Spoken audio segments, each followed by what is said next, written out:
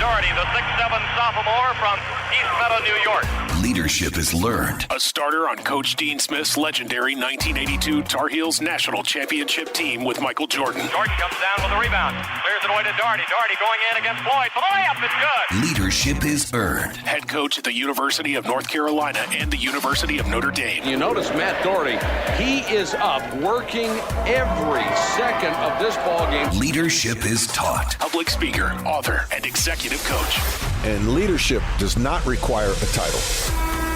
This is the Rebound Podcast with Coach Matt Doherty. Welcome to the Rebound Podcast. I'm Matt Doherty, and I'll be your host. On this podcast, we discuss leadership and overcoming adversity in an open and raw kind of way. I became passionate about leadership in 2003 after I lost my job as the head coach at my alma mater, the University of North Carolina. I went on a leadership journey. Leadership is a skill that needs to be practiced on a continuous basis. I am so excited about our next guest, Bob Beaudine, the president and CEO of Eastman & Beaudine. It's a search firm. He's an author. He's an entrepreneur. He's in the consulting business. He does keynote talks. And what Bob really does is he brings great energy. He has represented Fortune 500 companies, Major League Baseball, the NFL, the NBA. He's the author of Power of Who and Two Chairs. I got to know Bob in 2006 when he led the search for SMU's new basketball coach, which I filled that role. He has been labeled the most influential man in sports. Bob has also faced trauma in his life with the death of his 13-month-old grandson in a drowning accident. But yet, his faith carries him through, and he's an inspiration. He brings great energy, great passion, and he brings his faith to this broadcast. Just a side note, this recording is away from my home studio due to a travel issue in New York. So we recorded from my daughter's apartment in the West Village. So the audio may not be as good as normal. So please bear with us as you listen to this broadcast of the Rebound Podcast. Bob, welcome to the show. It's so good to have you. So good to see you again. It's so great to be with you. You know, it's funny in life is that people come into your life, you know, like for a season and then poof, they're gone. And then other people, you know, they built such and staged such a portion on your heart, right? That you're forever forged forever. And I always thought that with you and I is that we kind of just built something early and it stayed. So I'm so glad to be with you again. Well, thank you. Just for the audience, Bob ran the search at SMU for the hiring of the basketball coach in 2006, I think it was. And I was, at the bottom of your list, and I'm sure all the other candidates turned the job down, and it fell to me. And then you and I got to know each other very well at my 6 years in Dallas. And then I got let go and moved back to North Carolina.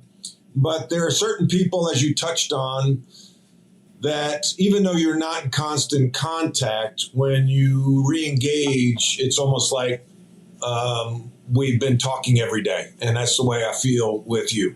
Same. I mean, once someone takes a place in your heart, they never leave. Yeah, I love that. That's well said. Bob, you've had an interesting life. Talk about it. It starts with your parents. You talk all the time about the influence of your parents and then your dad on your career in search, and then how you got into the search industry from a sports perspective. So if you can kind of give us a little bit of the background of your parents, the search business, and then sports search. Well, so I had fantastic parents. It was just one of those blessings in life. And I really believe I had those so that I could share so much with other people, because I think they need to have a standard of things that they want to be as a parent and how much loving that they're supposed to do and how much care and how much they have to show up. And my mom and dad, they showed up. And they were always mentoring and guiding you.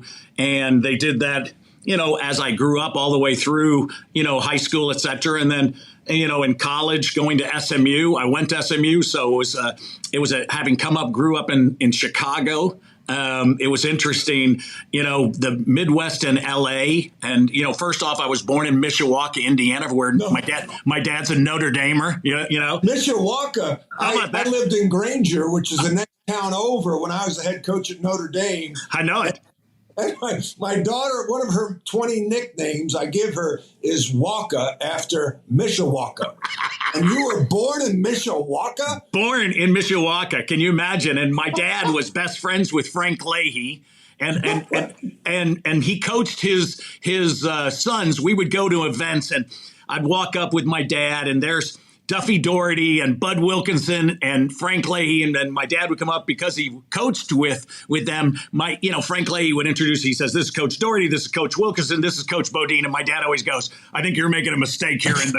I'm doing it, but coaches, it's interesting. Coaches don't think that way. You're a clan, and you know the price. And at every level where you are, it's all about kids.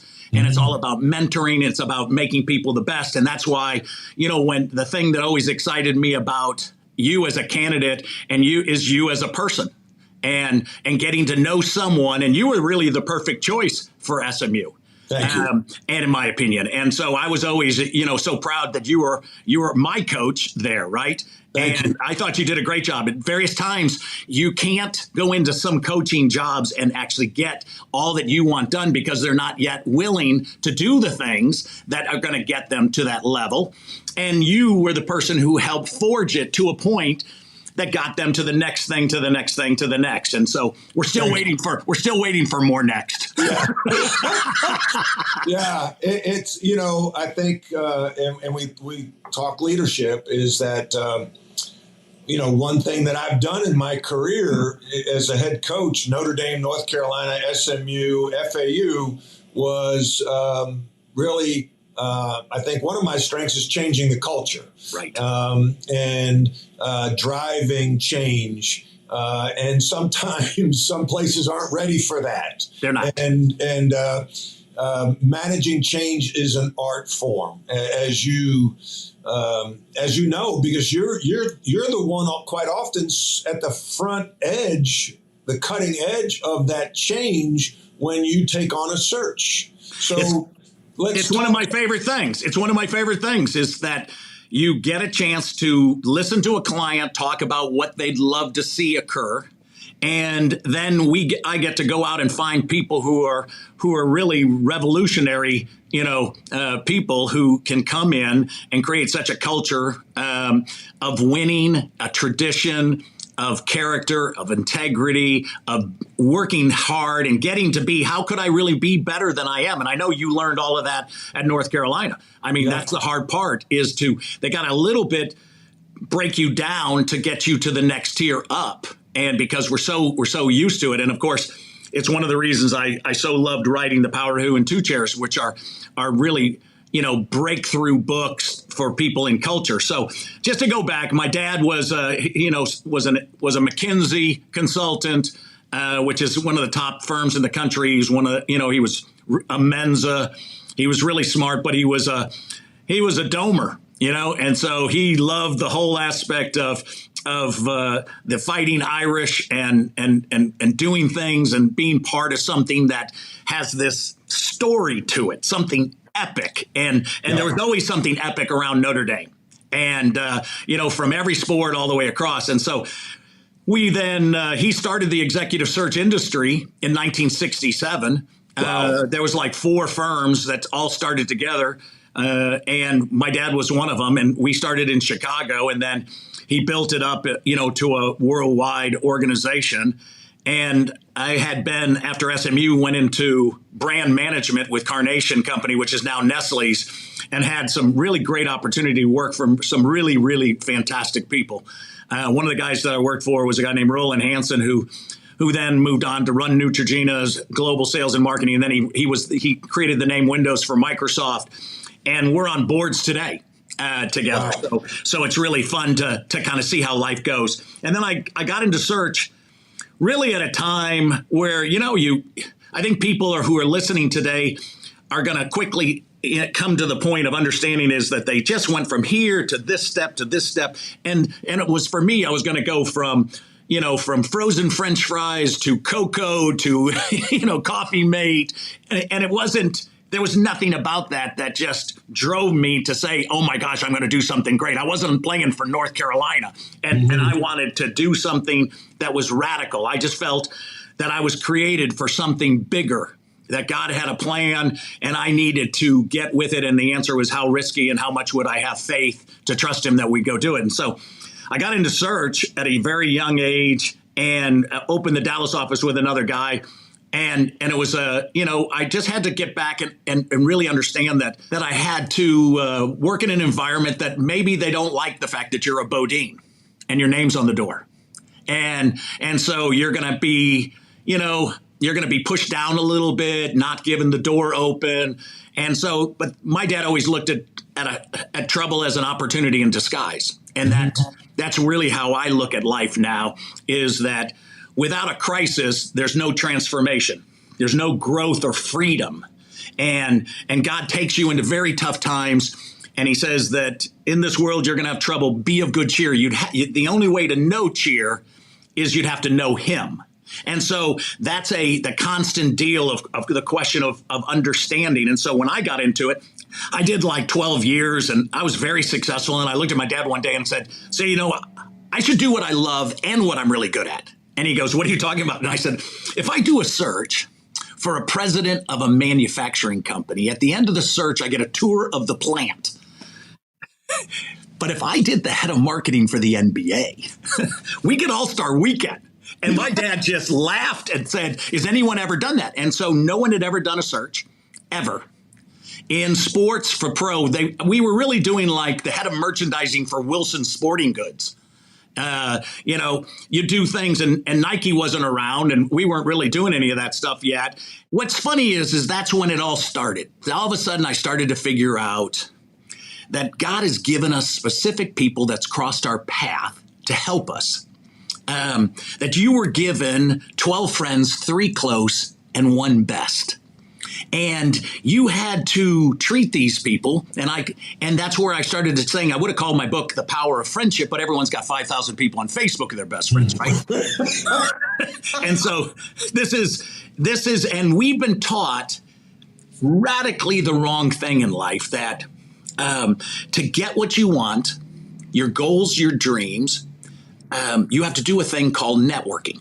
And it's taught everywhere. It's taught all the way through your collegiate area, that you have to know people and you have to get out there and do all this. And then you're taught in conferences and masterminds and all this.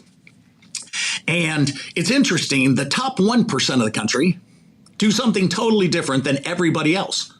They do everything with friends and family, and they told everyone else to get in line and online. Now, that's really interesting. I wasn't going to get in line and online. So I tell people to take everything they've ever learned about networking and throw it out. It's not working. It's crap. And you have to actually get to know the people you were given in life, because these people hold an ability to open doors for you that you never knew possible. And so we look at people one-dimensionally. So if I looked at you, Matt, as only a person who could help me if I'm doing a search for my life in coaching, that would be a big mistake, because you're not one-dimensional. Mm-hmm. You're who-dimensional. If your daughter works for Ralph Lauren and we have something else and all this, your who, the people you were given in life, can open doors, because if you have 100 friends and I have 100 friends, we don't have 200, we have 10,000. Right. Your friends have friends. Now, we don't have 100 friends, and that's my whole point, is that I was always trying to create a strategy that said less is better. Yes. Close your Rolodex down. Yes. I had 5,365 people that said, hey, Bob, I love you, big hugs. And then I did a study of who's touched my life or gave me any business. Oops, after 30 years of doing it, 87. I took like stupid off my forehead. Our conversations, I think our average conversations are 45.6 minutes. I remember sitting out front of my buddy's house in Burlington, North Carolina, with my day planner, and I'm writing notes, because you're just dropping gems. And one of them I used today, and I used in my book, and I credited you, is a personal board of directors. Right. I use that all the time in talks, that you have to have a personal board of directors. And that board, the people on that board may change, right? They might, some people come on, some people come off over time. Talk a little bit more about that. So it's one of the greatest secrets in life, that you could have specific people who are members on your board that could open up doors for you, right? And so you have your mom or your dad takes one of those spots. And of course, it goes biblically that, you honor your mom and your dad, right? And so what a great opportunity. And then number two is you have your mate as this. And of course, most coaches do not have that. They do not focus in and let my wife's going to work, or my husband into this and that. They're going to follow me wherever they go. Well, hold it a second. Stop that. They have a sixth sense and this unbelievable ability to it, because they so love you that they're going to give you guidance. And if my wife or your wife told you that she didn't think this person over here was a good person, we're dropping it, because they know better than us. They know better. They have that instinct that we don't have. Right. And I can sell you a lot better. And that's why search is different in our firm than other people, because I build such a relationship with the candidate as well as my client, because it's important about people. People matter most. Our heart knows it. God taught us, and yet we forgot. And so all of this is such a thing. So you have third person is your best friend who has an all access backstage pass to your life. And so we're starting to create something that you see in Hollywood or big sports that never have any friends. They don't have anyone to guide them. And so like when Tiger Woods lost his dad, trouble occurred, right? And so if people have in something that you see, hey, they were going here in one direction, what happened? Well, they got in the wrong car because they didn't have a buddy looking at them and saying, no, you're not getting in that car. This is what we do. We don't do that. And if you have the right coach on your thing. And then I always said, so you have 7 people, you have 4 other people, you have a financial advisor to your financial advisor.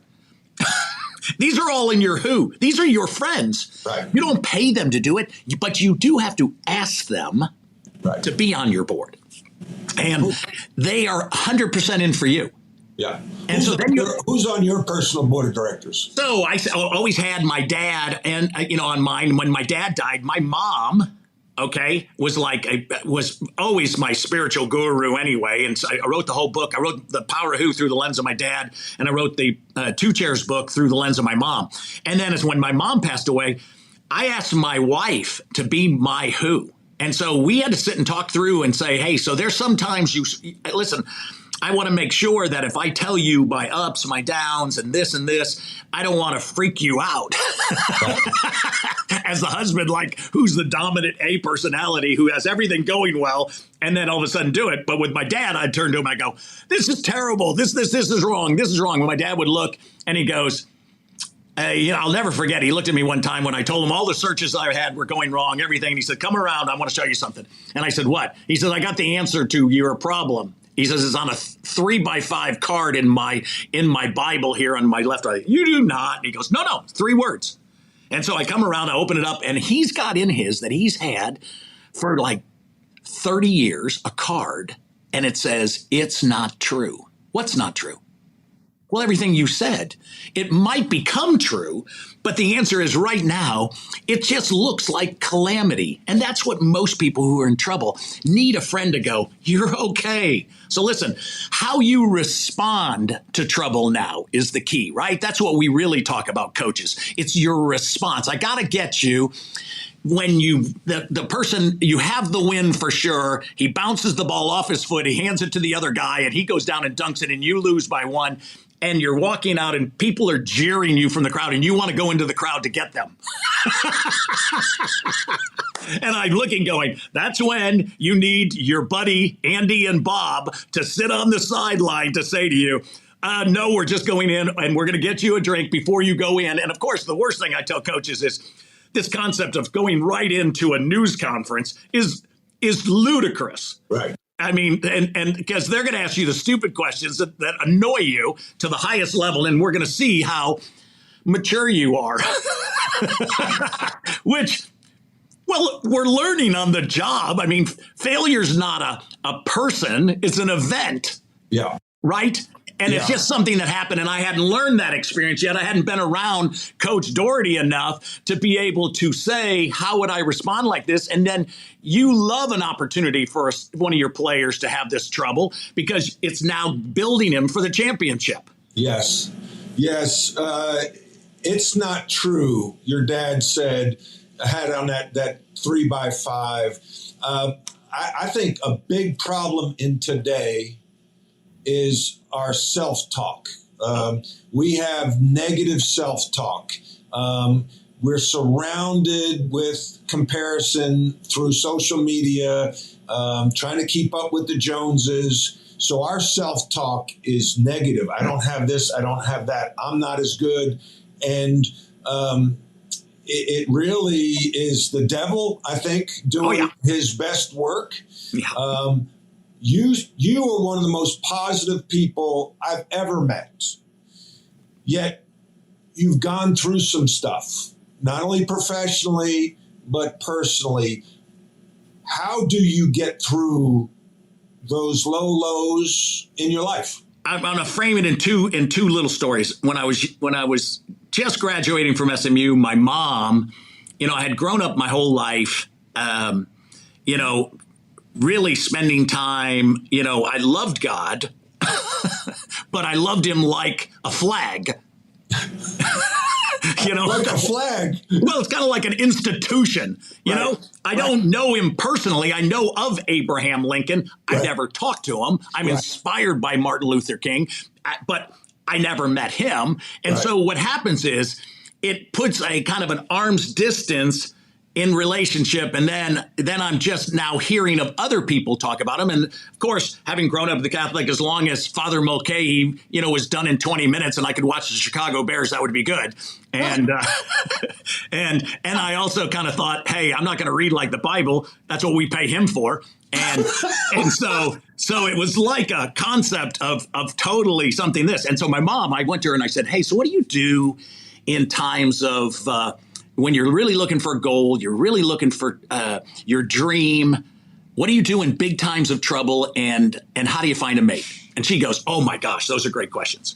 And she goes, I don't have the answer, but I know who does. But I'm going to ask you these 3 questions. So I built a book on 2 chairs, which I wasn't able to write and put out until 40 years had gone by. That's how long God made me wait. So I could build up enough trouble and positives and negatives in your life where you have this, you think your life is doing this up and down, up and down, up and down. And in reality, you're doing this. Mm-hmm. You're growing through it. And that's what most people don't see. I can see it better in you than you can see because I'm outside. Right. And so she said to me, I'm going to ask you 3 questions. So she said, but they're simple, but they're subtle. And they're subtle, and they're very, very, very bothersome and disruptive. And so you're ready. And I said, and I tell people when they come in, I get all these big time coaches, as you know, come through my office, and their life is in disarray. They've done something wrong. They had no idea they cheated. I mean, the way the NCAA, the rules up and down, who knows? But they're caught. And I said, I'm going to ask you these 3 questions. My mom asked me, and I said, you can't get mad at me. You're going to have to get mad at my mom. And so that relaxes them a little bit. And I said, hey, so when my mom asked me, does God know your situation? This is really interesting. Not only does he know, but he wants you to know he knows. The highest priority in crisis is to get your mind above it. That would be a thought my dad, a McKinsey thought, right? And the highest thought is God. And of course, then he would turn and say, is it too hard? Question number 2 is it too hard for him to help you? No. But it's too hard for you when you're in trouble. Right. And then 3 is, does he have a good plan for you? Yes. And she goes, what is it? And I go, I have no idea. And so she goes, exactly, 2 chairs. She said, what if we would actually have a conversation? Now we're at your self-talk, because every day people tell me they're totally comfortable with hearing the enemy talk in their ear. That's so interesting. But if you hear one word from God, you're all of a sudden like schizophrenic. And, like they're bothered, like all of a sudden God's talking to you. What are you talking about? The guy who created the world, if you call your wife on the phone and you say, hey, hon, what are you doing? She doesn't say, who is this? She knows your voice. God says that my sheep know my voice. So I say to people, so if there's a 1% chance that the guy who created the whole world would meet you tomorrow, would you go? Everybody says yes. And I always say to him, where you been? And so he has a conversation and it's always positive. So frame that and hold that. And so I did this for 40 years. I gave a talk at DBU at Dallas Baptist University in May of last year. And so the guy who was the president woke up and had a dream that said I was supposed to give the commencement address. He loves 2 chairs, and he was doing his 2 chairs, and he heard it. So I went to the thing, and I'm giving this talk, and you're in the full garb. I only thought Denzel Washington gave, commencement addresses, not Bob Beaudine. And so I walk in, and I looked at these kids, and I go, oh, my gosh, congratulations. You're graduating. But listen, has anybody told you that you've been in a bubble here? That they've been teaching you all this great stuff and you've been doing this with like-minded people and they're going to now throw you out into the world. And did anybody tell you that they don't like you out there and that they're going to cancel you and they're going to do all this? I said, so I want to teach you one thing today that's going to be indelibly, I need to write on your thing. I said, I love this book called Man's Search for Meaning. Have you read that, Matt? Oh, yeah. Yes. Yes. So it's Viktor Frankl. He's in a Nazi death camp. Yes. They kill his mom, his dad, his wife, his kids. And he's not going to let that take him down. And then he said something. I said to these kids, you need to write this on your heart. He said that between any stimulus, whatever happens to you, okay, and you and I, Matt, have had a bunch of things happen to us. Mm-hmm. And so the question now is, and every person who's listening, has had trouble. Their mom's sick. They've been in a divorce. They all of a sudden have one of their dad's got dementia. Something's happened. They don't know how to handle this, right? It's just gone wrong. Someone lied about you, got you fired. It had nothing to do with you. It's part of a plan that gets you to somewhere better. Between the stimulus and your response is a space, and you get the power to choose your response. He said it's an amazing ability. If you choose an emotional one, you are going to spiral down. Mm-hmm. And if you choose an intentional response, he says, in the most horrific times, there's room for growth and freedom. Now, I had no idea I was writing that for myself, yes. Okay, 4 weeks later, when my grandson drowned at 13 months. And everybody has a 13-month-old as a child or a grandchild. And no one wants to talk about this subject because it's so horrific. So what do you do? Well, thank goodness my son-in-law got him out and resuscitated him. He's a big 6'5" football guy. And who would have ever known that when he was a sophomore in high school, that he would be a lifeguard to be able to do that, which got us 7 days in the hospital. So in tough times, the first day you're in disarray. And it's so much coming at you, and you're air flighting and care flighting and doing all this, and you get in, and then your daughter and her husband are in shame, and they can't believe that this has happened under their watch. And he went through a stupid dog hole. You couldn't have possibly this. He didn't how. I mean, he's the kid of kids that you want, right? Everyone is. And so he's named Bo Burns. And of course, when he was born, I wanted his middle name, since it's B-E-A-U. I said, his middle name should be Dean, so we just call him Beaudine Burns. Of course, my son-in-law did not think that was a good idea. And he wanted an uncle, and his name was Brocious. I said, Bo Bro? We're not going to have no Bo Bro. And he goes, no, that's it. So we're day 1, and my youngest daughter in the hospital has a dream that night that she sees Bo in heaven in a stream. On day 7, she goes and walks into us and says, so Dad, have you ever looked up what Bo Brocious Burns means? And I go, no. And it says, it means beautiful, eternal stream. No way. So now this has started.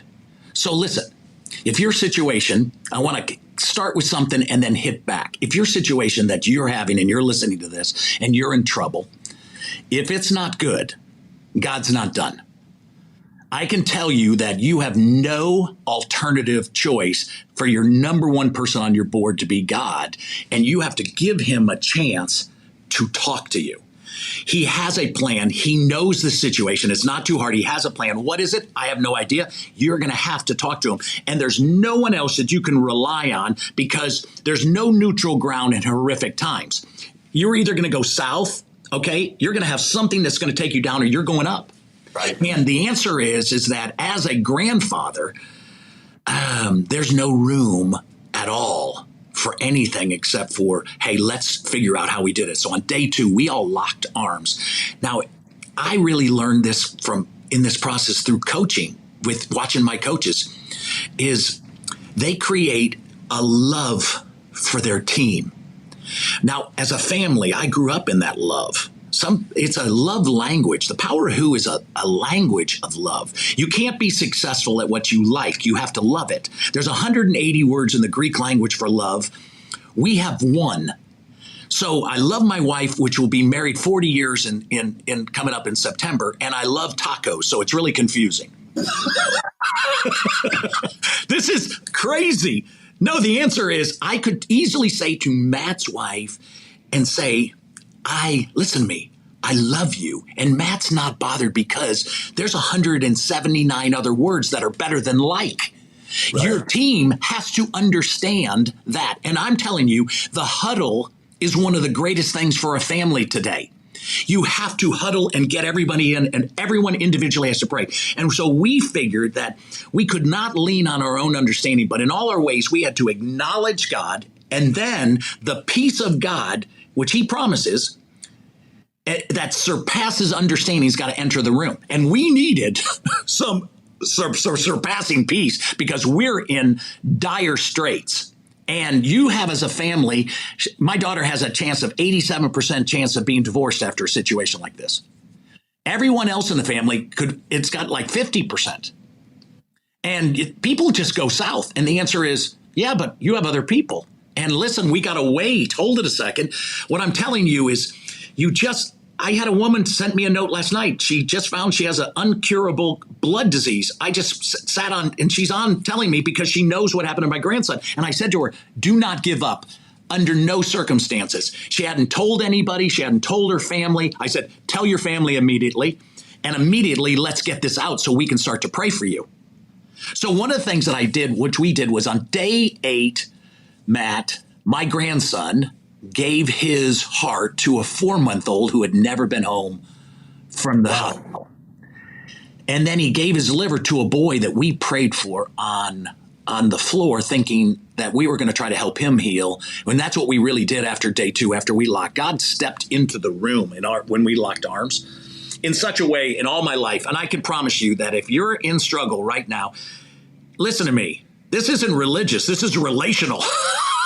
This is God. He created the world. You got to know him if you're going to be able to have any ability to have cheer in your life, to be able to get through things. And this is a problem. So we did all that. On day, we prayed for somebody else every day there after the hospital on day 2. You prayed for other people on day 2. On day 2. While your grandson was in emergency room. ICU, and and they're telling us every single day that, hey, this is not looking good. It's not going here, da-da-da-da-da. And so we had to shift. We shifted everyone in the hospital room. So like I would have doctors want to come in and give predictive models. And I told everybody, hey, after the first time they did that, you can't come in and give those. Here's what we're going to do. We're believing for something bigger. And I said, what I need is goals for what we want to see him on his vitals to get better. And as soon as we eliminated all this, I said, I never want a doctor to come in and talk while he's there, because everyone's sending us notes and telling us that in a coma, the kids can hear. Right. And so you're not going to lower him down. And so that's why it was so important for Jenny to be and Rob in the room to be able to build his spirit. So we just started talking to Bo like he was normal. And we started doing it. And we just trust in God. And so everything was shifting. And the fact is, if his vitals aren't great, if Rob doesn't get him out of the pools, then not only does the little boy who's 4-month-old, the 2-year-old boy on the floor that we pray gets him to liver and is now home. And then a 42-year-old woman got his kidneys. What? 2 little kidneys, and they work perfect for her. They're so ignited.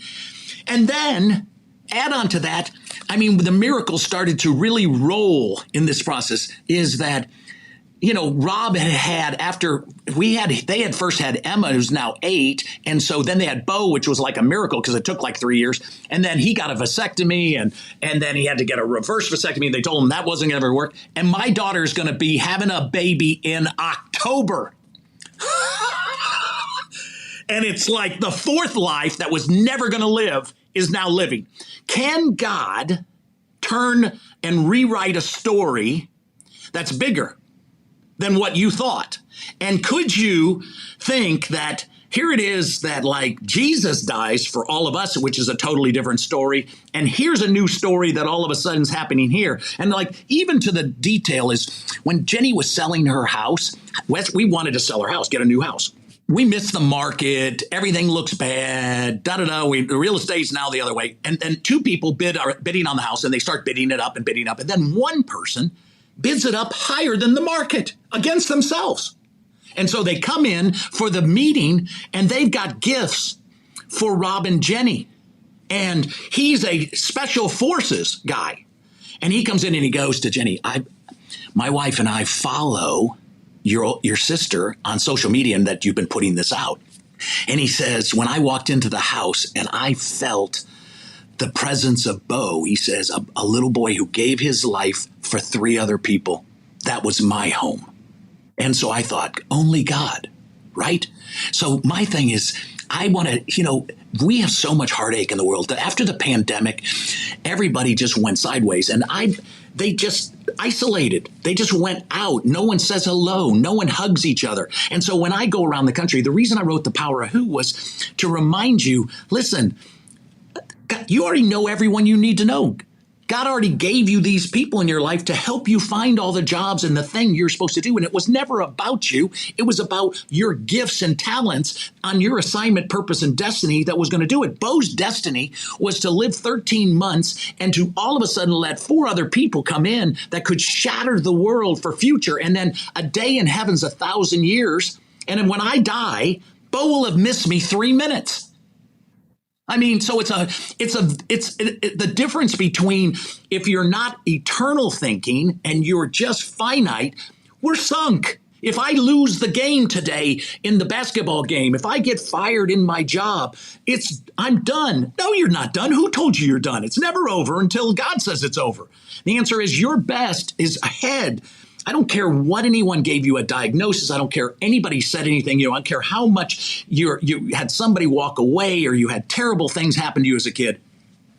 My point to people today is that in 2 chairs, I eliminated all bureaucracy. We don't have to go to Father Mulcahy. We don't have to go to Pastor Joe. You talk to the King of Kings. Father Mulcahy left a real imprint on your life. You brought him up twice now. And I'm just telling you, you're a daughter and a son of the King who's listening. And you only know how powerful you are and that you do something, you can do something with every person you meet that can change the entire trajectory of their life. Bob, I have a question. Yes. And I knew this, like I would just have to say, hello, Bob. And then you would go on and the podcast would be over. But you podcast interviewing is like a scouting report. You go into a game with a plan, but all of a sudden, it's rolled up under the bench, and you're rolling, you're pivoting.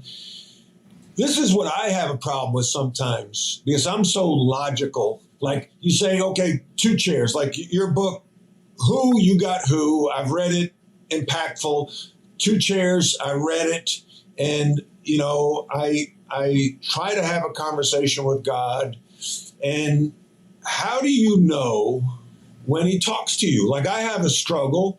People say to me, I should coach again. I should coach basketball. Right. And I'm like, okay, I tried. I got turned down a couple of jobs. Maybe that's God closing the door. Like how do I know when I'm talking to God or praying, like, okay, I can pump fake him. Like I'm going to go right and I shot fake, I go left. He knows every step. But what if I decide I don't want to go out that door right now? Okay, I'm going to go out the door, God. Help me understand when you're in the morning doing your 2-chair exercise and you're asking for guidance. Like I'm at Notre Dame, your dad's alma mater. I'm the head coach there. I'm an Irish Catholic kid from New York. All of a sudden, freaking North Carolina calls me, and Michael Jordan, Dean Smith, they're recruiting me to take the job after Roy Williams turned it down in 2000. And I go to the grotto. You've been to the grotto, I'm sure. And I'm on my knees praying. I need a sign, right? I need God, talk to me. Should I take this North Carolina job? Like the next day, I'm in Walmart. And this guy turns the corner wearing a North Carolina sweatshirt in South Bend. I'm like, I got to go. That's God. So I take the job and I get buried after 3 years. I go from being National Coach of the Year to all of a sudden, publicly shamed, my leadership's questioned. Like, how do you know when God is talking to you and giving you a sign that you should go right or left? So it's such a good question. And so here's the thing. The hardest part to actually see anybody or talk to anybody is first to lay down you. So I got to get over first. The first thing that God says is that Matt Doherty is incapable of carrying any cares. Okay, so you've got to lay your cares down. And so I first sit down with God. I go, hey, good morning. I get a cup of coffee and I don't come in with, I'm not going to read some devotional vicariously living through someone else having a conversation. And number two is I'm not reading the Bible and well, just like you're not going to read the Power Who or 2 Chairs when you're talking to me. You're going to just talk to me and ask me questions. And so that's all good. Number two is if I think about a problem that I got, I'm thinking about my daughter, Allie. I'm thinking about Bo. I think of this. I've lost sight of you. And so this is a crucial thing. God wants you to see him and be able to listen to him. And the enemy, of course, does not want you to know that you are the son of the king and that he has no power. But he's talking all the time. And you, for some reason, think that's totally okay. You call it. In fact, you make this mistake of calling it self-talk. Right.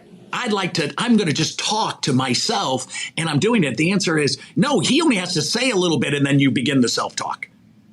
Okay, so now I do go in there and I all of a sudden get into my thing. The first question is, hey, did I ever ask him about the question of whether I should take North Carolina or was I talking about Michael Jordan? Right. That's a very compelling story. And it's very kind of got the glitz and the whole thing. And of course, did God know? Yes.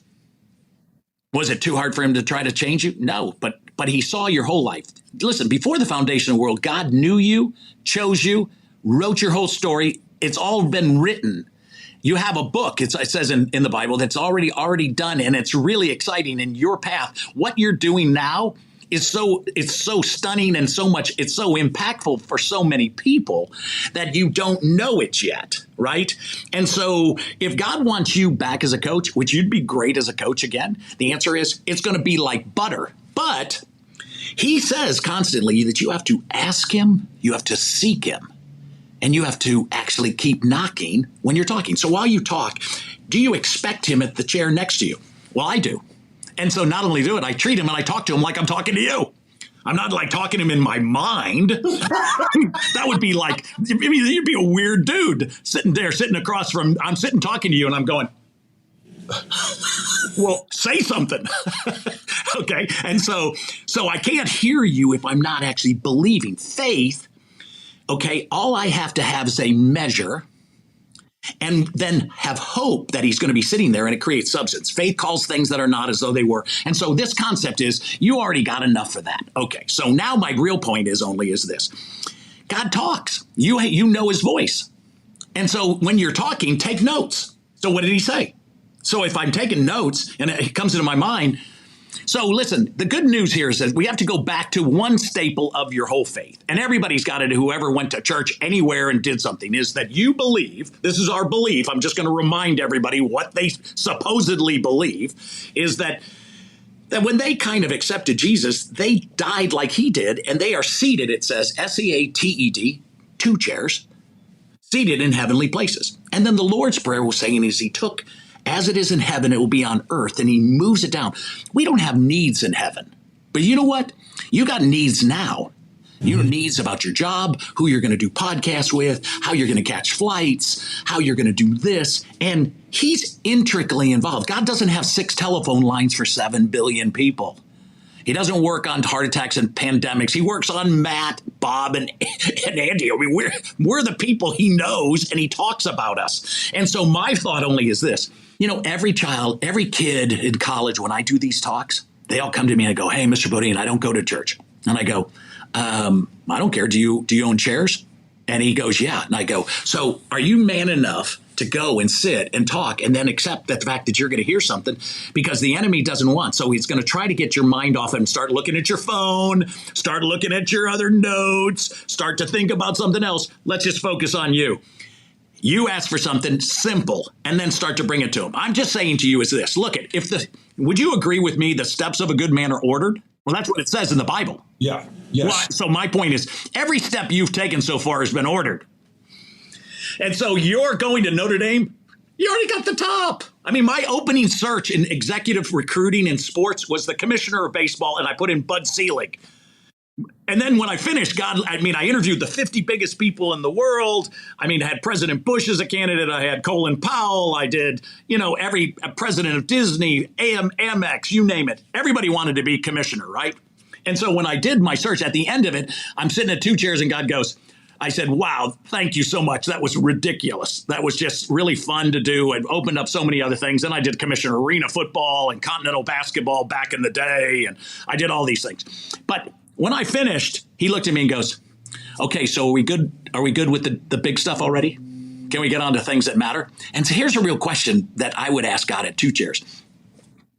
So Notre Dame, you're coach of the year. No one ever can take that away from you. Mm-hmm. You were it. And my point is, you didn't change at North Carolina or SMU. You were the same coach. You did coach of the year capabilities there.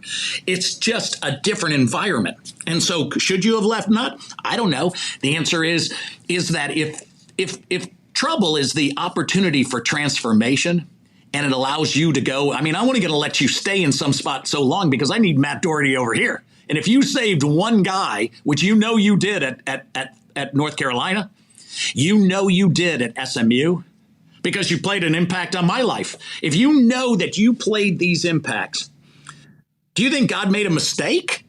He makes no mistakes. You're right where you're supposed to be. You're doing exactly what you're supposed to do. And we're supposed to do a job we love with people we love in a place we love where our family loves it. And we can do it for all the right reasons, right? Yeah. And when I tell people when they're looking for a job right now, you think about your next job, I want everybody to put this in their mind. 1, I want to go where I'm celebrated, not where I'm tolerated. So I have to do a little better homework on who's the guy who's hiring me and do they have the ability to help me and stand by my side? And quickly we find out that's not the case. Number 2, especially in college athletics. Number 2 is I want to be given tools. And the number 1 tool you want is that you're empowered to do your job. And a lot of times you're not. Right. Okay. And that's the biggest problem. You can't get the building done. You can't do anything you wanted. They told you a bunch of stuff and it's just not true. Number 3, it's really good for my family. And so a lot of times this whole world of coaching is not good for your family. That's right. You would not be staying at your daughter's apartment tonight and now you get this fantastic dinner with your daughter and to love on her and to share things and to talk about our friendship and to talk about the power of who and 2 chairs and how important it is for her. It's just these are the things in life that matter most, right? He gave you your who. He doesn't give you more who until you take care of the who you were given. Right. Okay, so then 4 is that I could create a legacy. Well, you've already done the legacy. Dang it, you're doing a legacy. You started out with the legacy of winning. Then you go through the legacy that's important is that I'm going to take care of people. I'm going to change people's lives. And of course, that's a matter. And the last is I'm going to be paid well. And the answer is you probably would have rather been a coach now back at Notre Dame in North Carolina. Yes. That would have made you multi-millions and you would all of a sudden be in Barbados talking to us right now. That's right. However. Yeah. But I always find with really great people that God likes to keep them humble and close to him, right? That they're always relying more on him. And you are. And that makes this so much better. So I want to finish just one thing that people are going to look back on, and the personal board. Your mom or your dad, your mate, your best friend, your financial advisor to a financial advisor, your spiritual advisor. Okay, that doesn't have to necessarily be a pastor, somebody. It's just someone that you know you can go to mentoring, and then you're going to go for your legal advisor. Okay, to your legal advisor. Never let anybody at your current organization be your legal advisor. Have someone else who can advise you to the legal advisor. And then the last one is, who's your life coach? Who just is someone who looks and goes, I don't know. And they're always thinking for you. And then the difference between successful people and everyone else is good questions. And that, of course, is the ultimate concept of two chairs. I get to ask them questions. Right. I don't know what to do. I'm a total mess. That's what I walk in most of the time. I'm lost. I've just totally messed all this up. I mean, how would I ever I'm doing a search right now. How am I going to finish this search? I don't even know. I don't have time. And then he goes, I got you. And then he asks you always, so listen, I got 4 things for you today. Okay. Are you available? That's really interesting. Yeah, I say, of course. And he goes, don't say that so quick. It's going to be inconvenient. But if you take care of my stuff, I'll take care of yours.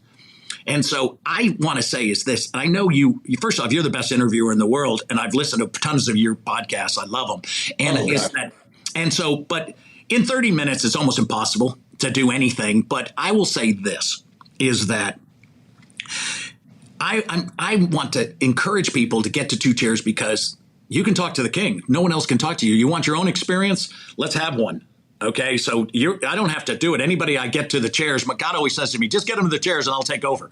And then number 2 is, then he's going to tell you about the power who, that he gave you all the people you need to help you right now. And listen, that you already know everyone you need to know to get your next job in coaching. Well, you do. I mean, listen to me. If you really want it and it's a desire of your heart, people always say, if it's God's will, stop it. You've died. Christ lives in you. He wrote it with you. So if you have that on your desire, he wants you to get that. Yeah. I mean, so my point is there's such good news in trouble, in business. All of this is why we need friends. Yes. I mean, most people today don't have one friend. Men over 35, stop adding friends. They keep their old, they don't add new ones. Big mistake. Men over 60 give up their old friends. Okay. Then they focus just on their family. Disaster. Okay. Because in life, a friend is someone who helps you now. An acquaintance wishes you well, right? How about that? I love it. What's next for Bob Beaudine? What are you working on? What you're an achiever. You've got mountains to climb still. What are they? So I'm planning to do more just senior work rather than in search that I can really do. I love impossible jobs. So if someone wants a turnaround, I just did put Deion Sanders into Colorado. That would be, they were 1-11. I just put in the head of real estate for Hunt Oil and they just won it in the first year of my doing that. They just won, developer of the year. And I try to put in things, as you know, that people are actually, tough. And number 2 is that I do. So one of the things I do is I have a large number of people who are wanting me to do probably 4 or 5 really tough situations for coaching people where they need like 2 or 3 months of like pull you out of the death march. And so we have people every single day that are committing suicide who are very successful people because they had a bad marriage, they had something. And that I want to tell you is that you need somebody to help you just re-guide you back. And so that, and number 3 is I'm doing speeches around the country to build culture, right? To reawaken people to the fact that, we need to be hugging people. We need to be loving and telling people that we love. What good is it that you love someone and you didn't write them a note today saying I was thinking about you and I appreciate you and I love you? And then last is that we have an understanding that we think that we're too late, we're too early, we're too old, we're too young. Time is not your enemy. Timing's your best friend. And so the greatest people in business didn't really become great until after 69, 70. Really? Yeah, that's when the wisdom is flowing. Yeah. And so the key is your health. You have to stay fit. You have to eat right. You have to, why? Not for you, for what your assignment, purpose, and your destiny. And so I don't want to get up there and say, oh my gosh, God shows me the book. And we all look and go, I could have done that. Right. Why didn't I choose that? And so my point is, just where you are right now, I can tell you just with looking at the two of you right now, you're right exactly where God wants you. Just hang right now. Bob, we could go on forever. You're awesome. How do people find your books, The Power of Who and Two Chairs, and also if they want to engage with your consulting firm, how do they reach out to you? So the easiest way is to go to bobbeaudine.com, and that, is BEAUDINE.com, bobbeaudine.com. And my Eastman and Beaudine is under that as well. They can hit eastman-beaudine.com, my firm. And then, the books have just been blessed. I mean, Power Who and Two Chairs. I mean, someone just bought 265,000 copies of Two Chairs to go to prisons, military, first responders, and social services. And so wow. I get letters every day, Matt, that are showing me their pictures of their chairs and their first conversations. It's so heartwarming. It's so heartwarming. Prisons, God just walked in and hey, and so it's so great. And then so on Amazon and anything like that. And if they're, and then speeches. I mean, listen, people are today the number one problem after the pandemic is no one really likes to work anymore, right? They don't want to go back to work and they don't feel comfortable. But everybody, we were created to be with people.